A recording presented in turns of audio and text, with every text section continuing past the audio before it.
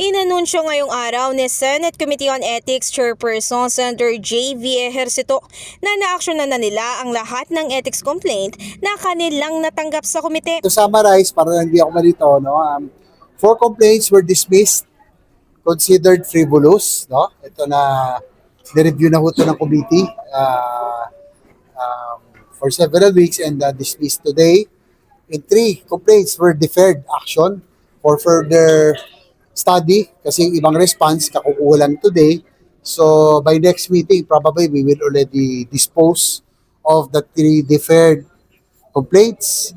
And 2 dockets need response na lang from government agencies to assist in the committee in disposing of the complaints. Ayon nga kay Ejercito, kabilang daw sa 4 na case docket na nabasura ay ang reklamo laban sa kanya. Yes, it was chaired by Senator Pangilinan. I inhibited for a while. I stepped out of the room.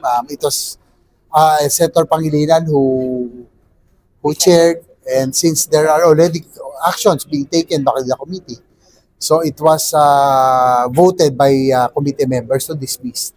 Samantala, isa naman ang ethics complaint laban kay Senator Ronald Bato de la Rosa sa kasalukuyan mo ng dinefer para mapag-aralan pa nga mabuti. Committee already acted on it. The committee already asked Senator de la Rosa to comment on the proposal to amend the rules. So inaantay lang ng committee yung response from Senator de la Rosa because there's a from the public, because of the issues, there is a proposal to amend the rules of the Senate already on absenteeism. So inaantay na the committee already acted on it by asking Senator de la Rosa to comment regarding this proposal to amend the rules. Sa kabilang banda, sa naging resumption nga ng sesyon ngayong araw, kapansin-pansin pa rin na nanatiling bakante ang pwesto ni De La Rosa. Ito'y matapos ang patuloy pa rin niyang pagliban na maaalala ay nagsimula nga matapos pumutok ang balita na meron ng manong warrant para sa kanya ang ICC.